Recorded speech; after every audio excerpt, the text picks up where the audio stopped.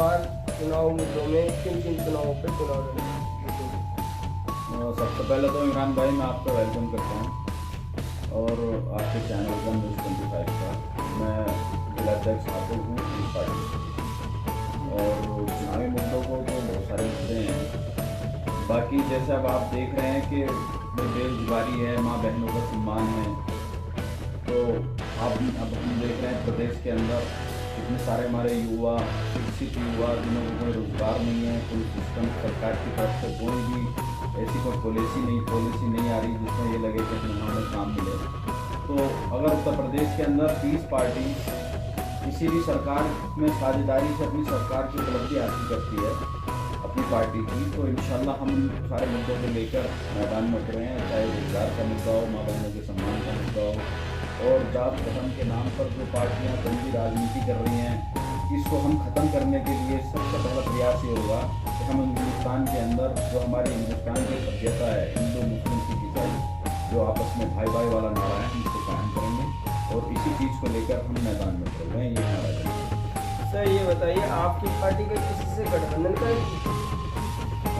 अभी कोई भी हमारे जो माननीय राष्ट्रीय अध्यक्ष डॉक्टर मोहम्मद अयूब सरवन साहब हैं, उनकी तरफ से कोई ना ही हमें दिशा निर्देश है कि हम किसी भी बड़े पार्टी से किसी से भी हम अभी कोई गठबंधन नहीं कर रहे हैं। अभी हम इंशाल्लाह इस पार्टी से हम अपने दम पर चुनाव लड़ेंगे। सर ये जो इस बार हिंदुस्तान के उत्तर प्रदेश में जो बेरोजगारी चल रही है, इसके बारे में आप बताएं। भाई बेरोजगारी हिंदुस्तान उत्तर प्रदेश में क्या, मैं तो जाऊँगा हमारा पूरा देश आज इस टाइम बेरोजगारी नहीं, एक बिल्कुल बंगाली की तलाश है।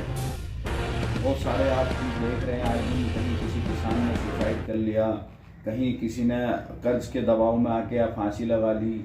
तो ये बहुत सारी बेरोजगारियां हैं उत्तर प्रदेश के अंदर। महंगाई सबसे बड़ा जो इशू है वो महंगाई है।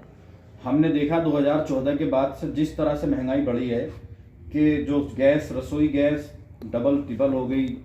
भाई आप ये लगा ले, जो 400 रुपये का सिलेंडर बिकता था वो 1000 रुपये का हो गया, पेट्रोल 100 से प्लस हो गया।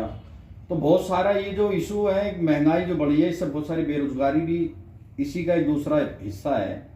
तो बेरोजगारी तो ख़त्म करने के लिए गवर्नमेंट अगर चाहे तो बहुत सारे काम हैं, बहुत सारी इंडस्ट्रीज़ हैं, फैक्ट्रियाँ हैं, चाहे तो उनको उपलब्धि अपना उसे कराएं और उससे जो जितने हमारे समाज के युवा या एक पढ़ा लिखा समाज हमारा बेरोजगारी में धक्के खा रहा है, उन लोगों को काम मुहैया कराए तो बेरोजगारी कम होगी।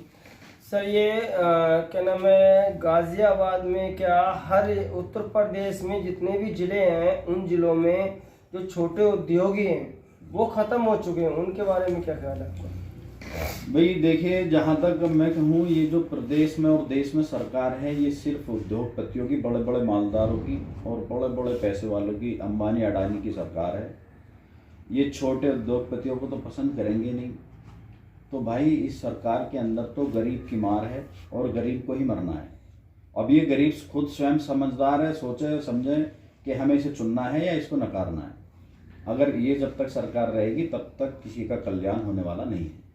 सर तो आपकी पार्टी इनके लिए क्या करेगी? हम कह रहे हैं भाई, उत्तर प्रदेश में अगर 30 पार्टी को सहयोग मिलता है, वोट मिलता है और सरकार में साझेदारी करके सरकार में हम आते हैं, तो हम गरीबों के साथ हैं और गरीबों की हम लड़ाई लड़ते आ रहे हैं। भाई 2008 से 30 पार्टी बनी है, 12 का पहला चुनाव हमने लड़ा, 5 विधायक 4 विधायक हमारे जीते, और तब से ही हम मुस्लिम नहीं, एक हर समाज की लड़ाई लड़ते चले आ रहे हैं, अगड़े की, पिछड़े की, हिंदू की, मुस्लिम की, जिसको जितना हक है उसको उसकी हक की दिलाने की हम लड़ाई लड़ रहे हैं। अगर हम कामयाब होते हैं तो इंशाल्लाह हमारे साथ साथ हमारे हिंदुस्तान का, हमारे प्रदेश का हर गरीब, हर समाज, हर वर्ग का लोग कामयाब होगा।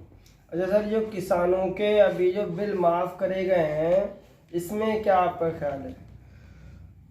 देखिए, अभी तो किसान ही नहीं मानने से एक्सेप्ट नहीं कर रहे हैं। एज ए मैं भी भाई एक किसान का बेटा हूँ।